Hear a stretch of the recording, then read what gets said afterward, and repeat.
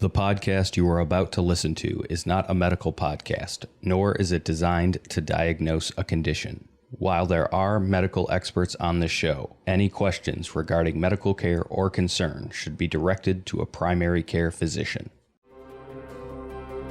The team at Imvax is dedicated to delivering new, personalized immunotherapy approaches to improve outcomes for people living with glioblastoma and other solid tumors. Leveraging decades of validated research and technologies, Imvax's unique platform is designed to capture a tumor's full antigen signature and use it to stimulate a patient's immune system against remaining tumor cells.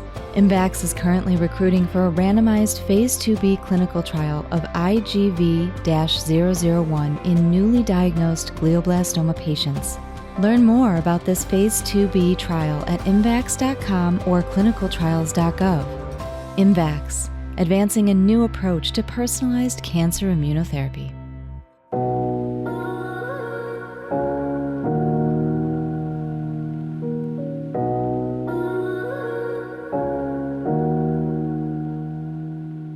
Welcome to Game On Glio, a podcast that tells the stories of brain cancer warriors, clinicians, medical experts, and those in the grief and loss community. I'm your host, Shannon Traphagen. This season, you will hear unique brain cancer and grief and loss stories, as well as my own journey through grief and loss. If you enjoy our show, please consider writing a review. Also share us with a friend.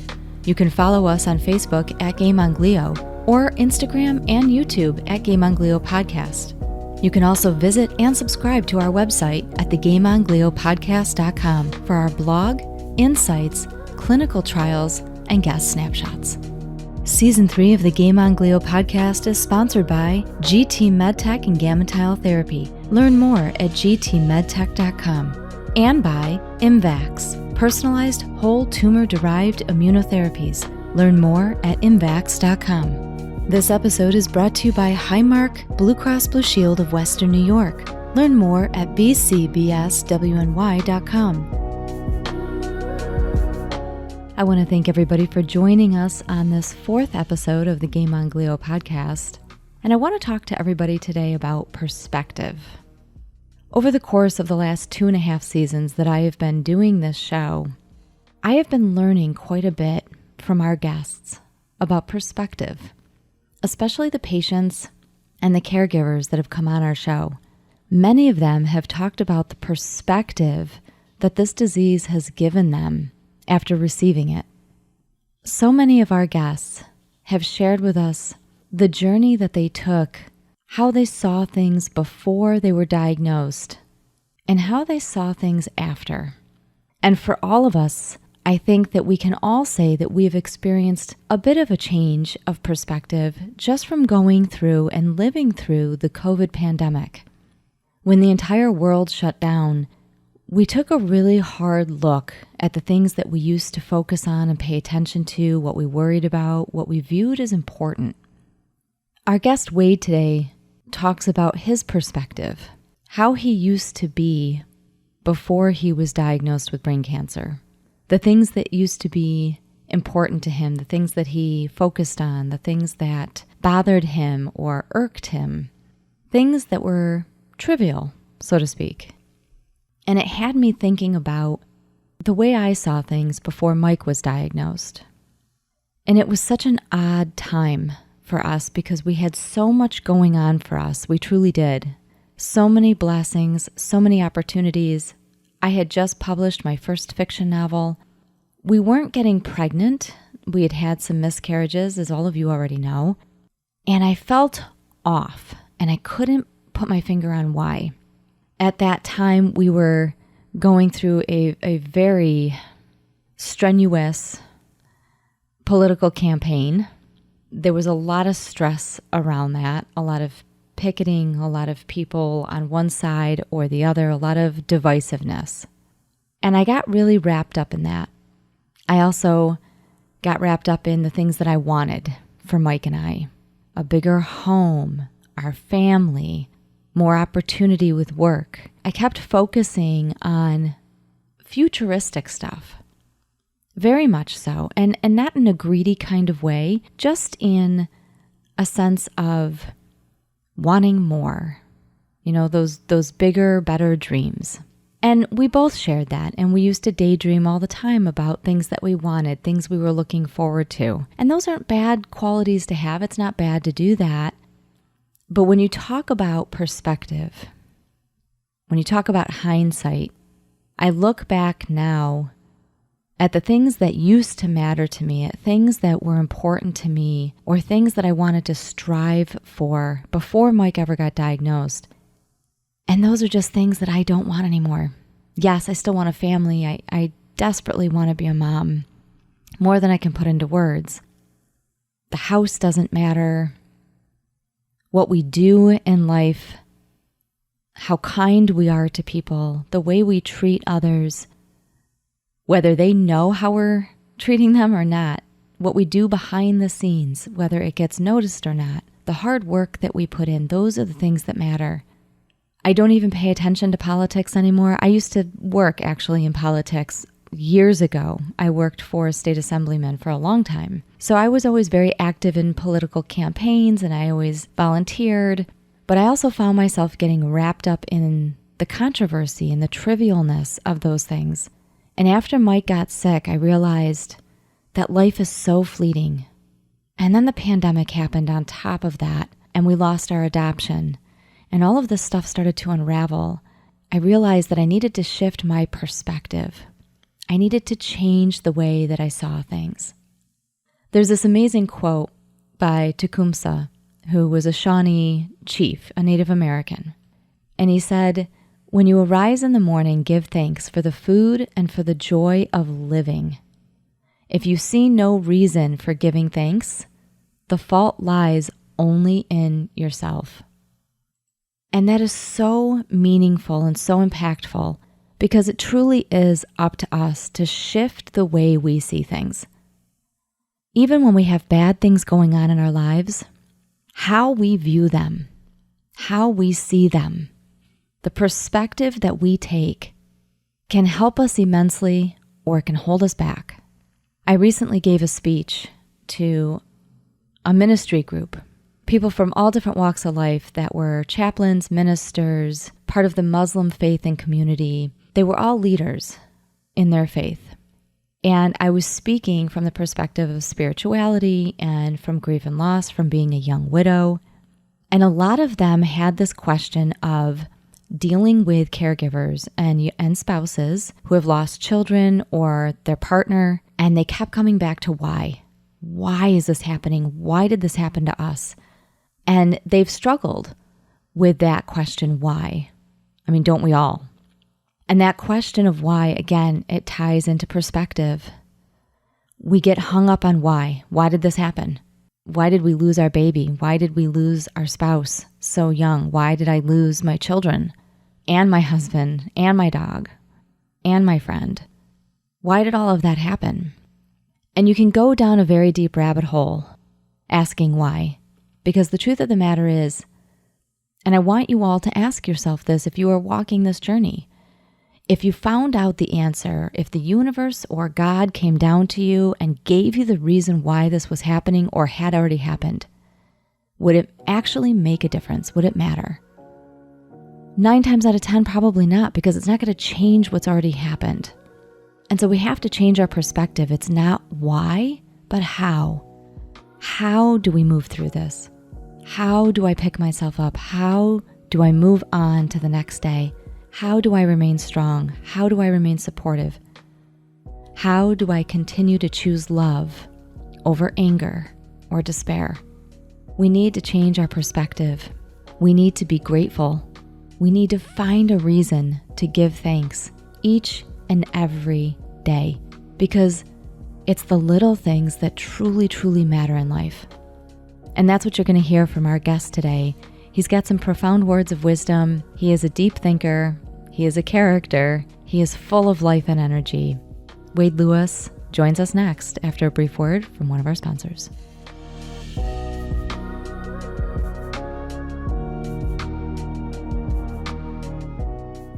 Imagine waking up from brain tumor removal surgery knowing that your radiation treatment is already underway. That's how GammaTile Therapy works. At the end of brain tumor removal surgery, the neurosurgeon implants the tiny GammaTiles where the tumor is most likely to return. So instead of waiting to start daily standard radiation treatments that go for weeks, you get a head start against the tumor cells and get back to your life sooner. For operable brain tumors of all types, including glioblastomas, brain metastases, and meningiomas, GammaTile Therapy is a one-time targeted radiation treatment with fewer side effects and far less chance of hair loss than external radiation.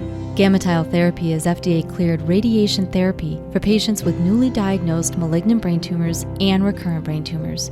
GammaTile Therapy is tough on tumors and easier on patients and caregivers. Learn more at GammaTile.com. Welcome back, everybody. Thank you so much for joining us. We have with us today a father, a husband, and a glioblastoma thriver.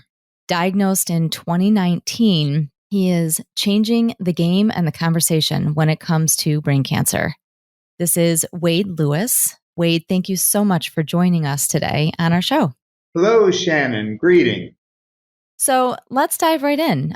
You were diagnosed right at the tail end of 2019, and we are now into the thick of 2023. How were you first diagnosed? What kind of precipitated you being diagnosed, and what were the thoughts that were going through your and your wife's head when you heard what the diagnosis was? Great question, Shannon. So I traveled a lot for work professionally. I was the vice president of North America for a Danish company that did facilities management. We had about 500,000 employees around the globe, and that kept me very busy. And my wife surprised me by getting me tickets to go see Norm Macdonald, the comedian. So I'm on a flight back from Montreal. She texts me and says, "Hey, I've got tickets to a show. We're going to stay at this hotel. Surprise." And so I said, "Oh my gosh, that's amazing." So went, watched Norm, he crushed it. And then later that night, I had a grand mal seizure in the hotel room. Oh, jeez. Which then my wife calls the paramedics, 911. They come out, and then it was over the next couple of days where they take you in and they say, "Well, it's going to be in and out. We don't hold people, for seizures." And then all of a sudden I'm there for a day, and I'm like, "Wait, hold on. What happened to we don't hold people for seizures?" Yeah. Nobody wanted to make eye contact with me, Shannon. And so finally my wife and I kind of grabbed a nurse and said, "So, as the patient, we have to be inside of this thing, right?" And so she said, "Well, there's a mass no one really wants to talk to you about." They actually said that? Yeah. So she said, "The doctors have found something that they want to come talk to you about." And I said, "Oh, I'm a big fan of information sharing, especially with the people who it seems pretty pertinent to." So that is literally how it shook out. And then over the course of a couple weeks after that, it was, well, we think it's a low-grade glioma. In surgery, it actually turned out to be a high-grade glioma. So where did you end up having surgery? We live on the east side of Phoenix, and so we would have gone to a different hospital had my wife not bought the tickets and bought the hotel room. So because we were on the west side of town, we ended up going to Barrow. Yep. So world-renowned spot, Barrow, right? Yeah. So and only because my wife bought tickets to see Norm. So I'm in the hospital as COVID started. It's this crazy thing. Yeah. So if you go back on the timeline, so I had my original craniotomy was December 19th, 2019, which was my son's birthday. Of course. I said, "Caleb, I'm going to try not to get you death for your birthday." Oh. Yeah, I've got that sense of humor. So had that surgery. They came out, figured out that it was a high grade, not a low grade. But then a couple weeks later, so now we're into January, my craniotomy site had sprung an infection. And so they had to go through and take out everything, redo the site. And so now, this is late January, early February, and COVID's just hitting the East Coast. Yeah. I'm telling my doctor, I point to a plane because we're on like the, whatever floor we're on. We point to this plane and I say, "Hey, do you see those tail numbers right there? That plane's coming from New York. Do you know what is also coming from New York right now? COVID. Please, I beg of you, get me out of this hospital." And so he actually did. They got me out that Saturday, which, they said it's like an act of Congress getting people out of the discharged on a weekend. But they got me out and I went home and started my journey there. Wow. That is quite a jam-packed start of the new year. I mean, So now you've got 3 kids. How did you guys tell them? Did they know right away what was going on, or did you guys kind of sit down with them and let them know after you had all the information?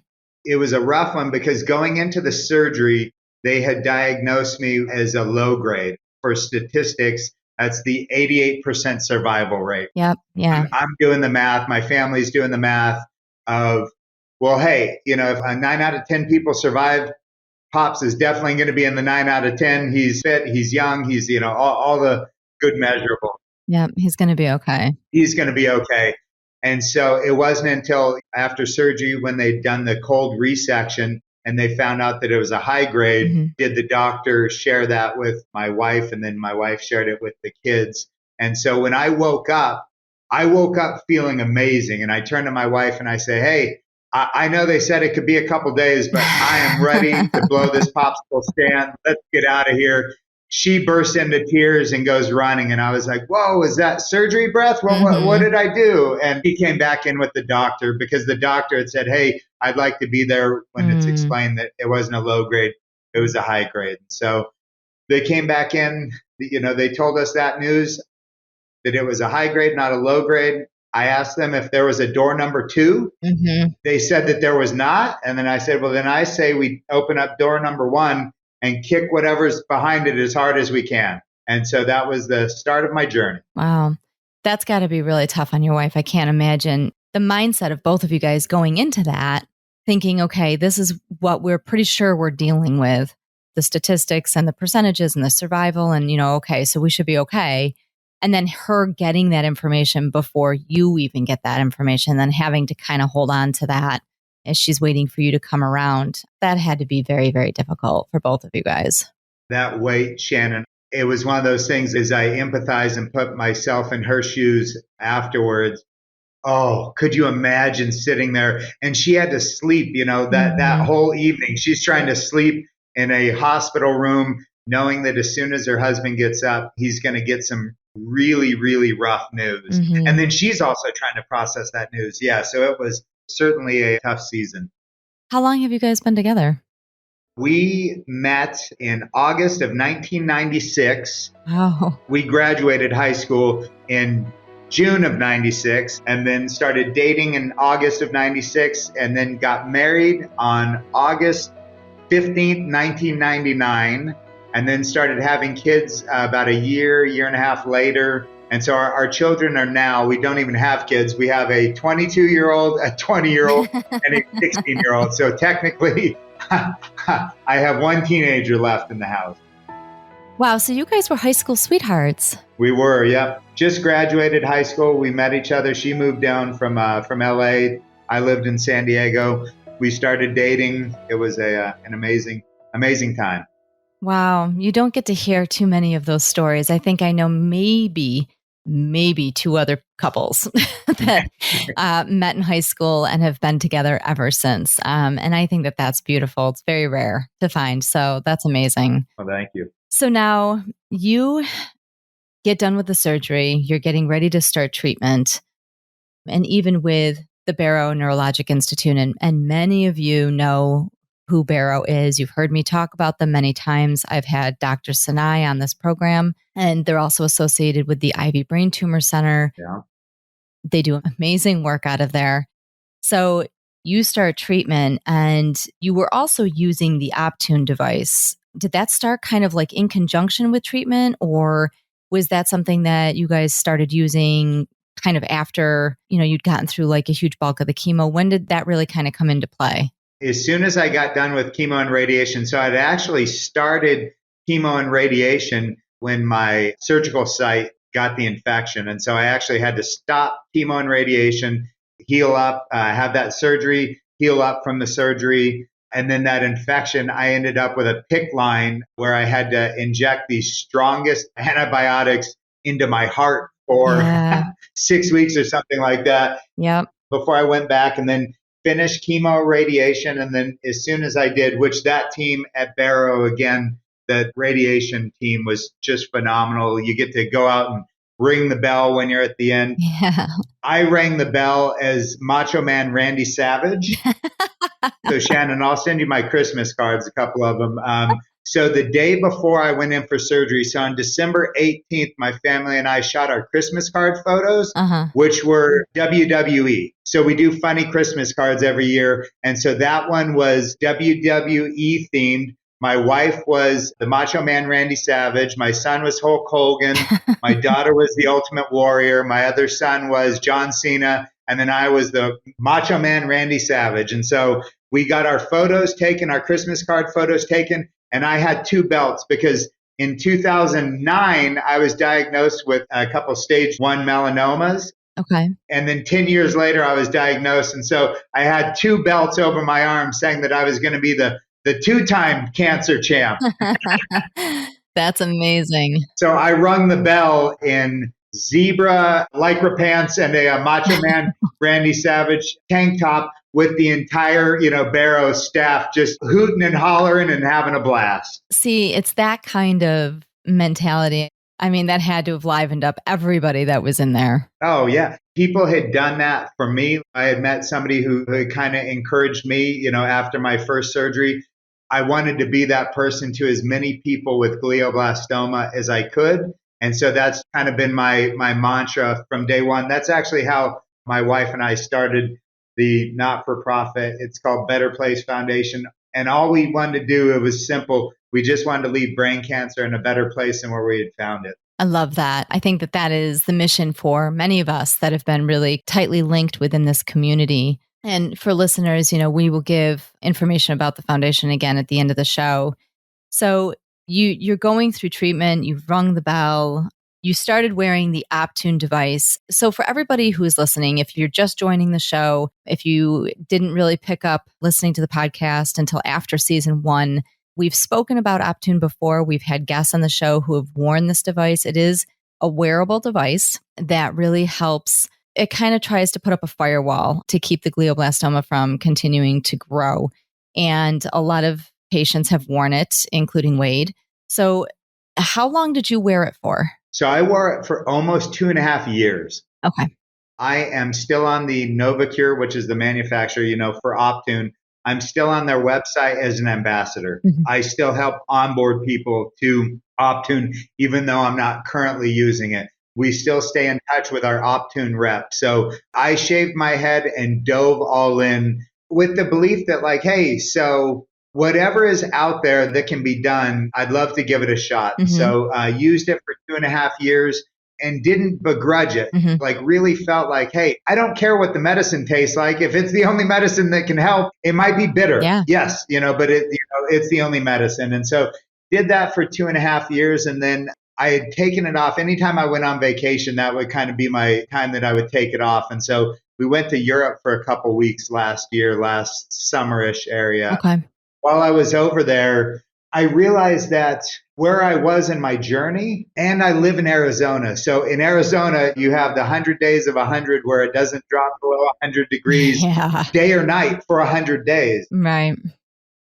I just looked, and as I was gone and didn't have to, worry about shaving my head, limiting exercise, because on Optune, you can only sweat twice a week, really.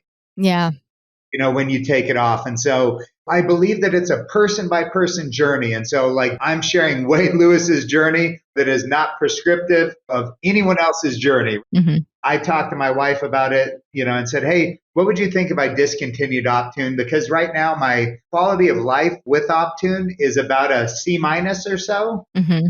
Without Optune, it hops back up to an A. I don't have any physical deficits right now. You're a cyclist. I love riding my bike. Yep. I love working out. So I realized oh man, so if I could actually do those things 6 days a week and not 2 days a week, my quality of life goes up quite a bit. Right. You can tell the hesitation because I love Optune. It was amazing for me. And if I went in and had a surgery and came out with maybe some deficits to where I couldn't ride my bike the same amount, I couldn't hike, I couldn't do those things, I'm probably shaving my head and putting Optune right back on. Mm-hmm. But because I can get out right now and hike, bike, play tennis, do whatever I want 7 days a week without ever having to kind of consult my off time, mm-hmm. I chose that right now. And that makes sense. From everything that I have read and learned and the people that I've spoken to, 2 to 2.5 years is usually about the amount of time that somebody will wear it.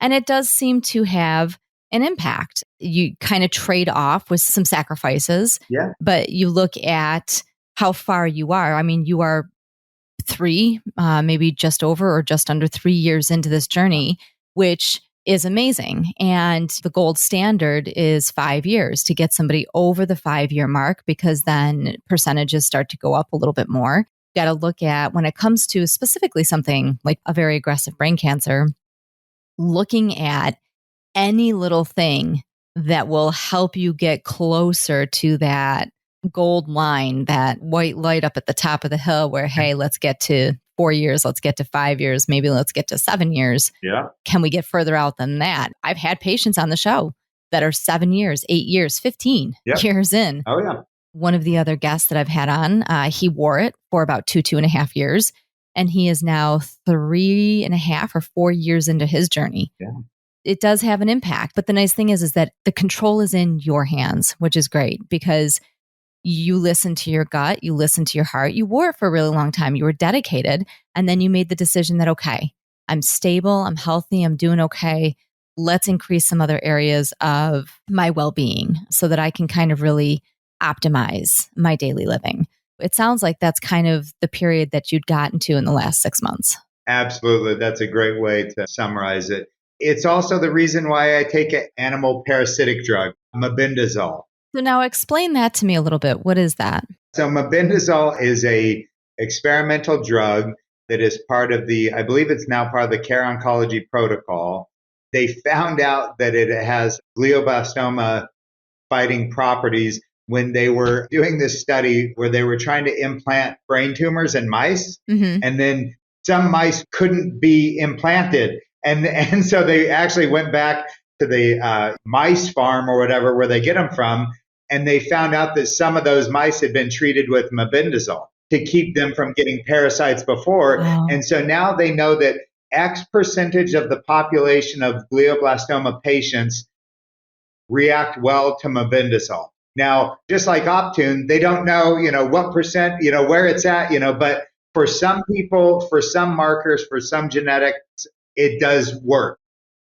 As soon as they found out that it helped possibly cure cancer, it went from being a drug that was $7 a month to we got a quote for $6,000 a month. So we now currently get it through Canada legally. We found, our doctor prescribed us away. And so we now get it through there, but it's $20 a month through there. So for $20 a month, I take a drug that may or may not be doing anything, but if you keep doing all the things that they say, hey, this may help, these mushrooms may help, this may help, and so I do those things. I stay positive. I try and do everything on my side of the street, because my doctor did say, hey, your side of the street, is really all about positivity and trying to, believe that we're going to cure this before it takes you. Right. So my doctor and I joke, that I want to be the Magic Johnson of glioblastoma. Yes. Minus the adult. Yes. But that's a great analogy. I mean, he kind of opened that door himself, unfortunately, where you did not, and most brain cancer patients do not. But it is a great analogy. So your doctor was on board with you taking this drug. So they were really kind of a proponent and a champion of kind of helping find a way to make this drug accessible for you. Oh, yeah. Okay. And he was helping other patients do the same thing. And so, it was really great. Okay. So for some of our listeners that are out there, if this is something that you are interested in learning more about, I will dig into this a little bit more, and we will make sure that we have resource information about this drug up on our page when this episode is up. And, I think that this is great because I have been knee deep in brain cancer and research and in the community and out there nationally. And this is the first time I'm actually hearing about a drug like this. So you've got my interest piqued. Oh, that's awesome. This is a great conversation. Now, you did mention already that you are an avid cyclist, which I think is great. I love having patients and caregivers on the show that are really big into cycling because it is a major passion of mine. It was a huge passion of my husband's. What other forms of therapy do you do? Emotionally, physically, you do seem really active. So what do you and your family like to do to kind of help keep balanced through all of this? I am, wow. So I'll just start by saying my answer comes with a bit of survivor guilt, Shannon, Okay. because like I'm sorry for getting a little emotional. No. That's okay. I tend to bring that out in people. Yeah, right. So I've had it so very easy. And that can be tough for other people to hear. But I hobbled for a couple weeks and then, I was on my bike, I was lifting, I'm playing tennis, I'm running, I'm doing, all the same stuff. And so I get to, so my son is one of the coaches for tennis at our local high school. So him and I play tennis whenever we can. We play disc golf through our neighborhoods. We play pickup basketball, football, anything that we can do to be out. We just went fishing a couple weeks ago. And so anything that we can be out in creation doing is just a blast for us. And I've got a great friend set as well. We're actually going. We meet every single Friday, this group of friends and I do, and have for the better part of 20 something years. We're, all met when we were 10 years old. And so we're going on vacation in a couple weeks. It's this annual thing. And on that, we'll go on hikes and talk about life and how I can be a better husband through brain cancer, just a lot of really cool things. And so I've got a great, group around me and then my faith. So faith, if you believe that there's a creator and then you believe that that creator has a plan for you, and then you believe that, hey, after this thing's done, I'm going to a better place. Honestly, it changes the scenario, right? My worst case scenario is still a good thing for me. That's the way that I keep up positivity, is by enjoying everything that I would say that the Lord gave me to enjoy. So I'm enjoying my family, my friends, my church, food, drink. I saw in your profile that you enjoy good wine. Yes. In my chart, it's hilarious because they were asking me the questions and they take the charts and everything serious. And so, they asked me something and I said, white Burgundy would be my preference. As they read it back to me, they always go, so, and then there's something in here about white Burgundy. Just enjoying life to the fullest, Shannon, is kind of what I've tried to do on my side. It's interesting to hear you speak about positivity and connecting to nature, to the outdoors, to, your support groups, your family group, your church group. I've said this many times on this show, whatever somebody's faith-based may be, there is something very grounding in having at least something to believe in. And it is very powerful. It can be challenging to say that, somebody has a plan for me. And then once that plan is complete, I get to go and be in this amazing place. And that can be really challenging for some people. But having faith in the unseen, in the unknown, in something that you're hoping exists or you think exists, but you're not quite sure. And that includes so many different facets of life in general, not just religion, but faith in love, faith in possibility, faith in the road not taken or the road unseen. I mean, faith kind of comes into play in so many things. And I think it says a lot about your determination. And I also think it says a lot about why you are where you are right now. And I don't think I can totally understand the idea of survivor's guilt, but I also think that being able to hear you describe where you've gotten to and the amount of energy, and quite honestly, that is behind your voice is also very hopeful and inspirational. And for those that are having a bit more of a difficult journey with their diagnosis, being able to hear this gives them hope and inspiration. And that is very powerful and can bring and invite positivity into their space. Shannon, I couldn't have put it better. We all have faith in something. Right. So Genesis 50 says, what was meant for evil, God uses for good. If in my faith thing, I believe that that's the case, that anything evil is going to be used for good.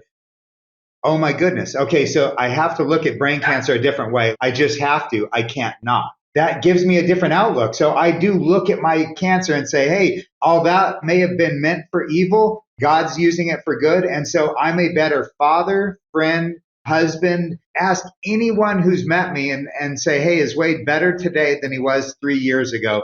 And every single person would say yes. That's so fascinating that you mentioned that, because another guest that I had on season 2, Harry LaRusso, said the exact same thing. He is about 3.5 years into his journey. And he had the exact same outlook that if you talked to anybody that knew him and his now wife, but at the time girlfriend, fiance, before he was diagnosed, they would say he is a much better version of himself now. He's more grounded, more positive. He's stronger now than he was then. That is the case for me. And then I quickly follow up with, hey, but you should have seen me miss a flight, before cancer. I would absolutely lose it, Yeah. And so one of my biggest stories that I learned, it's called the Spotify rule. So in our house, we used to have a rule that if you were eating cereal in the morning, just put on Spotify. I don't need to hear you horse chomping. We're not animals, right? I would back it up by the study saying that geniuses get upset by hearing noise crunching. And so I'm like, hey, I'm trying to be a house of learned doctors here. So no horse chomping in my house, right? And so I get back from surgery and I'm shuffling out for my first breakfast at the table. The family's already sitting there. I come shuffling out. I sit down, and then one of the kids goes, "Oh, hey, Dad. Oh, hey, so sorry. Let me put Spotify on." And I just stopped. I go, no, stop. If I can hear you horse chomping, that means that you're alive and I'm alive. And so everything past that's gravy. So the Spotify rule is dead. We are killing that post haste. And so brain cancer really does just give you like some screening things that like theoretically you can think and believe these things, but it's not until you're kind of put in that place that you really go, yeah. Oh, wow. All right. That's different.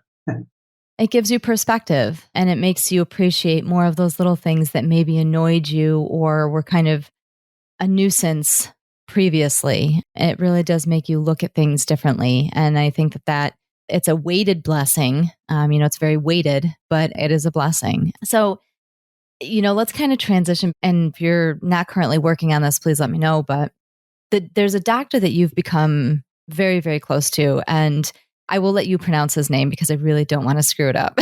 You don't want to give your shot at Echo Colby Fonkum? No, I really, really don't because it's going to come out sounding not good and people are going to think I'm swearing. So yeah, you're like, what? Yeah. So now you and he have become kind of just like amazing soul buddies, it seems like. And that's the only way I can use to describe it. And he has really been developing this project that you have since gotten heavily involved with by creating a documentary and bringing awareness to brain cancer in the African region. So I'm really fascinated by this, and I'd love for you to share with our listeners a little bit more. So Dr. Fonkum walks into Barrow. He was at Barrow when I was diagnosed. After the surgeon, he was the first neuro-oncologist to meet me, and I was supposed to have somebody else. And so they told me, hey, you're going to have this doctor. And then all of a sudden, Dr. Fonkum walks in. We start talking, and I can tell that he's from Africa. And I have worked with a lot of people from Africa during my career. And so I was trying to guess where he was from. And so I go, I'm going Congo. And then he goes, no, Cameroon. And then I go, hey, don't get crazy with me. I was educated in American school system. So the fact that I'm 1 to 2 countries away from your home country in Africa, give me a break, man. And then he starts dying laughing. I'm dying laughing. And he gives me this big hug. He goes, all right, man, we're going to have fun. And so from that day on, we bonded because I also thought about it from his. Could you imagine being a doctor where all your patients died very quickly, either died within weeks, months, but certainly years, and so like you didn't have many patients that had been with you for 5, 10 years or anything like that. And so, just kind of look at it from his side and how tough that would be. And so, yeah, we just kind of bonded. And then when I started my not-for-profit, we started talking about doing fundraising. And so we've got kind of 3 things that we're trying to do. One of them is to build a brain tumor registry for the continent of Africa. So all other continents have brain tumor registries, which can, help diagnose, help find a cure, all those sorts of things. So when you get diagnosed in Ethiopia, it's a rough diagnosis and process than being diagnosed here in the States. That was one of them. The other one is fundraising for a drug. So he's got a drug that's in preclinical trials right now. Okay. And so we're fundraising for that. And that's crazy because like being on the inside of that, getting to see all the gates that it takes through for a drug to get through to the FDA. Yeah. It's in between $50,000 and $75,000 per gate. Yep. And so there's, I think about 8 gates or something like that. And so we're doing that right now. And the third one was more of a personal, and this is a weird word for it, but onboarding. Mm-hmm. So somebody gets the disease, like it is so crazy because your doctor's telling you about it, but like it's hard to be onboarded by somebody who's only speaking theoretically. They're not speaking practically Right. or experientially. They're thinking, they're just saying, well, I would imagine you're feeling this, and it's like, oh yeah, but talking to somebody with the disease. And so that was our third thing. So we started a small group of thrivers. We call it the AZ glioblastoma thrivers group. We meet, but when new people get diagnosed, doctors, Novacure, other patients will just kind of send them towards this group. And then the group is just trying to help. I just met with somebody a couple weeks ago who was just diagnosed and just is asking all the questions. And so my wife and I got to meet with him and his wife and, sit on a phone call for a couple hours and just really trying to answer as many questions as we can and then leave them our, phone number and contact info. And hey, anytime anything ever comes up, give us a call. All three of those are just amazing journeys. And I think that is admirable to be able to put yourself into that place and to be able to help make change, especially something like a registry on a continent that doesn't have one. I mean, you don't think that that's possible. You're not thinking about those kind of things. You just assume that every continent, every region right. globally has a registry and ways to help individuals. But I think there's a tendency to forget that this is not just a disease that exists in the United States. It does exist globally. And we are fortunate and blessed enough in the United States to have some really amazing doctors and researchers at the forefront of this, offering opportunities that a lot of other regions just don't have access to. So it's amazing that you guys are putting a spotlight on that. I think that we need to draw more attention to things like that so that we can all be fighting this good fight together kind of as one global nation. It's such a great call. We spend $1 billion a year on brain cancer research or cancer from the chin up, I believe. Mm-hmm. And then on October 31st, we spend $8 billion on Halloween candy. Shannon, yep. Does that sound crazy to you or am I the only one? Oh, please. Don't get me started. I could go into a diatribe about the amount of money that is thrown at absurd things that it just does not need to be thrown at.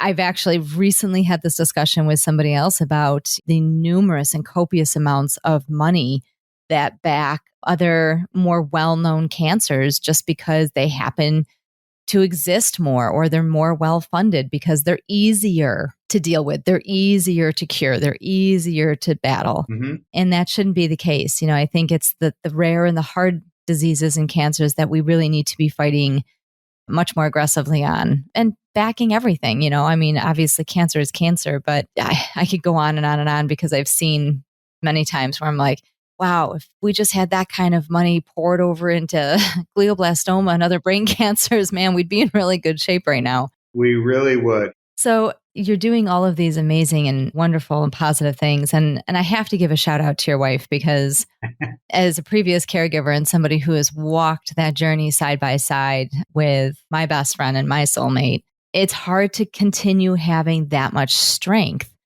all the time and being that strength for yourself and for the patient.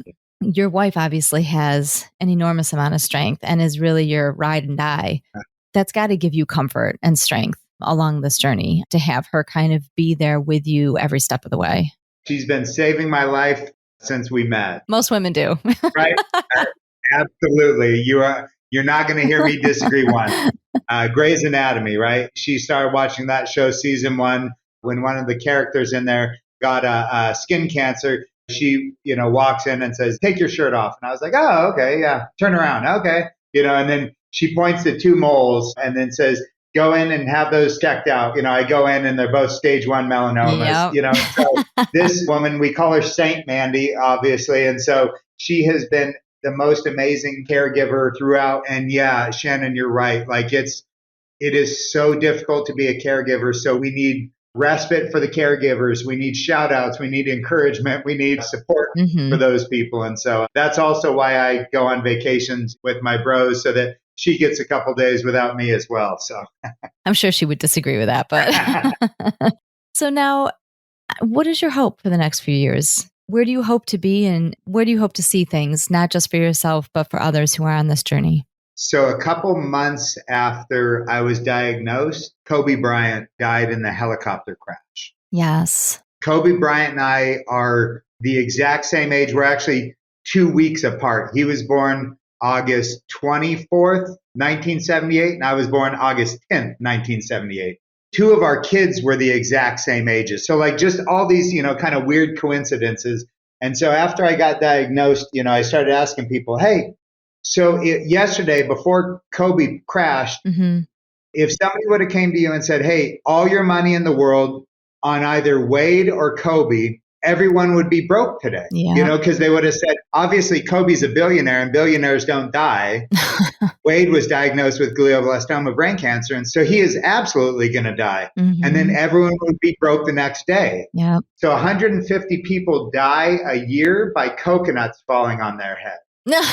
That's a real stat. So you've watched what you ate. You saved up your money. You did everything. You get to Hawaii, you lay down, you order your Mai Tai, and as your waiter's about to bring it, a coconut falls down, and now you're done. There's a verse that talks about our life being like a wisp of fog, a vapor. It's so quick and nothing's guaranteed. And so for me, it was that realization that, oh my gosh, dude, you've been living so arrogantly, that like just assuming that you'll live to be 90 and that you'll get to do all these different things. And so like, that's actually arrogant. Yeah. Because like 150 people die a year of that, 180,000 people a day die. That's just the national stats, or the global stats. There's the 180,000 people die each day. And Shannon, unfortunately, 4 days ago, one of my closest friends passed away. Oh, I'm so sorry. Of a heart attack, and so like I feel blessed, like that guy and I had been meeting for the last 3 years. I mean, I've known him for 15, but like the last 3 years with cancer. And each time he's buying me lunch and he's doing he's picking up the tab, and I keep saying, hey, how do you know that you're not going to die before me? And he's like, hey, bro, I'm good with that. I'm good with that, man. Like I just want to see you alive. And so that man went to be with the Lord a couple days ago. So your question, the hope for me for the next couple of years, yes, I want to see it cured, want to see, all those things. But what's on my side of the street is today. I was thinking about and praying about our time today, because what you're doing is this huge benefit. You're trying to create advocacy for a disease that crushes people. I mean, like when you get that thing, like I want to walk my daughter down the aisle, Shannon. My daughter's 6 and I want to walk her down the aisle. And this disease is telling me, yeah, I don't think so, man. I statistically, I'm going to take you out before that. And I'm doing the, no. I can't control that. All I can control is today. And so, I want to live day by day. I'm looking at a chart right now of my next 5 years planned out, of all my vacations, my kids graduating, my kids getting married, all the different things. And so that's my hope, is that I'm around to see those things. But, what I can control is today. And so I'm going to make the most out of every day, praying that I get another one. So when I wake up, it is a very like, whoa, 180,000 people didn't wake up this morning. It's profound. It's such a profound way of thinking. And we should all absolutely have hope for the future. I mean, that's what you ultimately want. Yeah. But you also have to live for today and live for the moment. I couldn't agree with you more. And it's hard to not get emotional about it, because it is such, if the pandemic didn't teach you, then this disease and other diseases like this do. Even from a caregiver side of things, I've had to work really hard. I used to be very futuristic. I used to want to plan further ahead. If I couldn't see around the next corner, if I couldn't figure out where we would be a year from now, then, I would get worried and anxious and frustrated. And I've really, losing my husband and kind of having to hit reset in my early 40s was a challenge.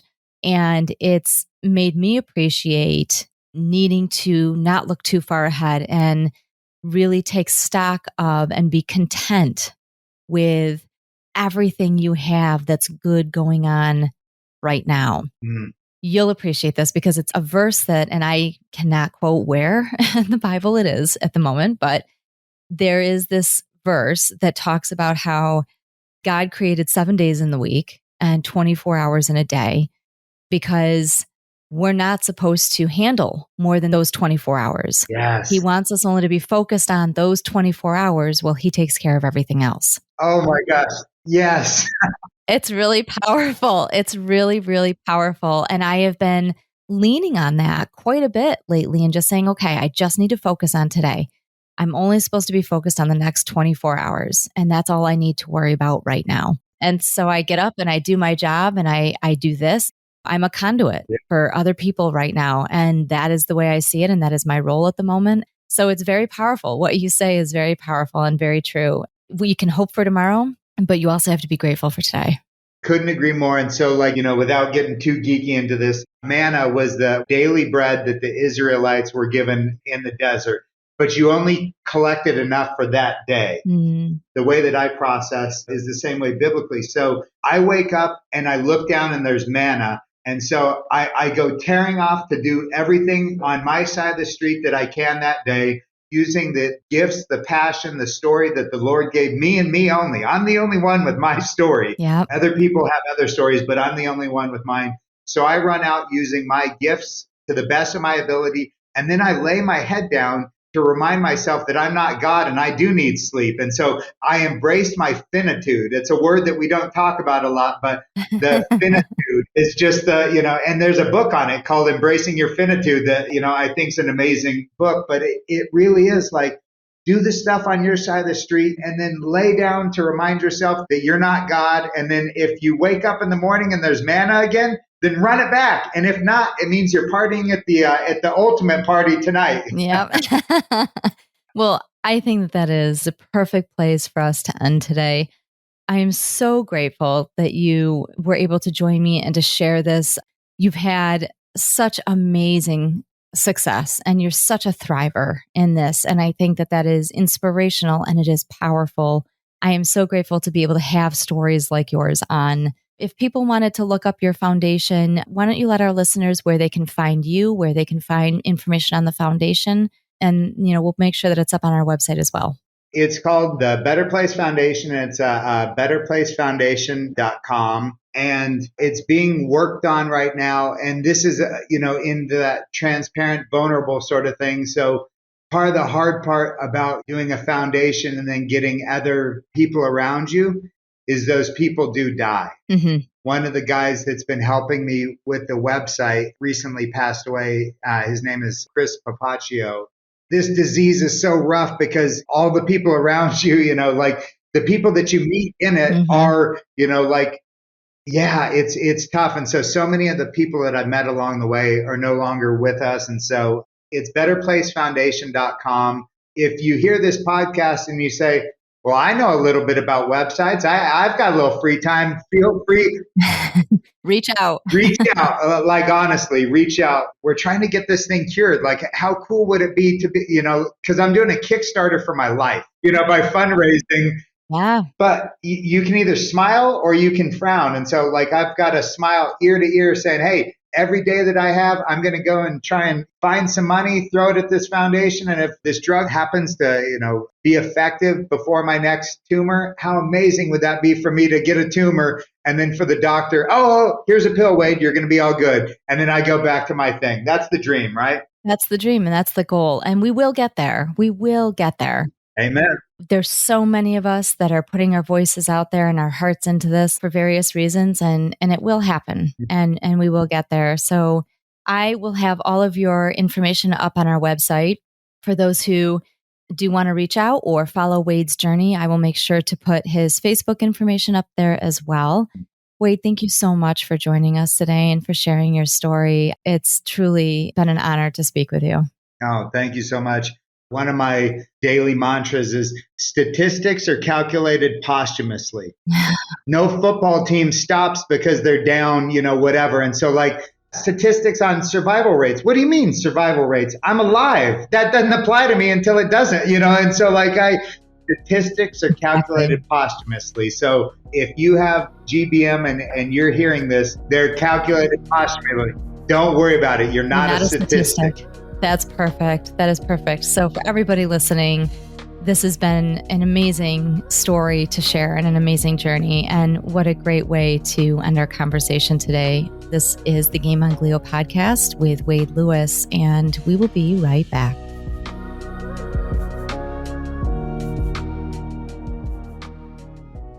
We talked at the top of the hour about perspectives.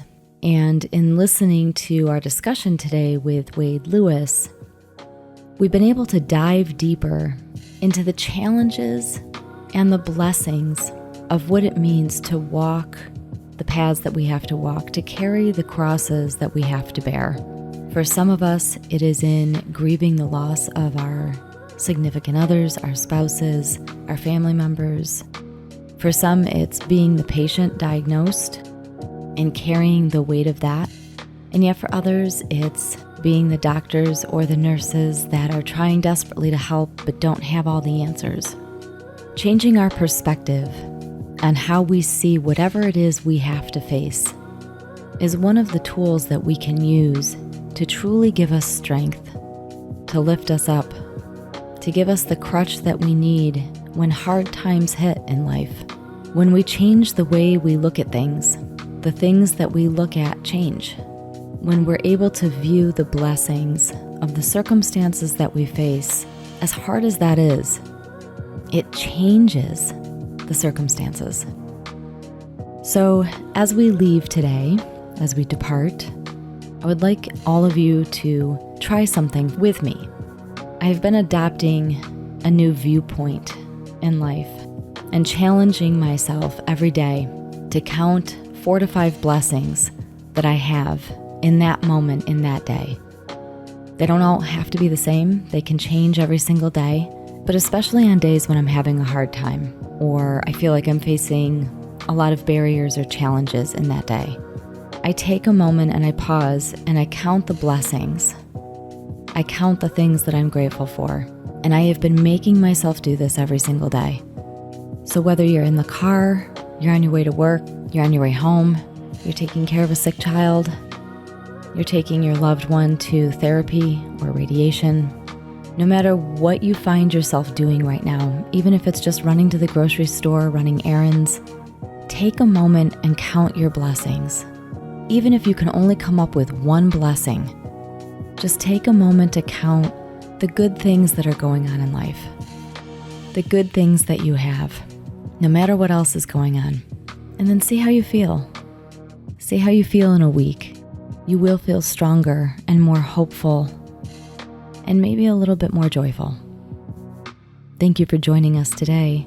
Stay tuned for another episode of the Game On Glio podcast. Until next time.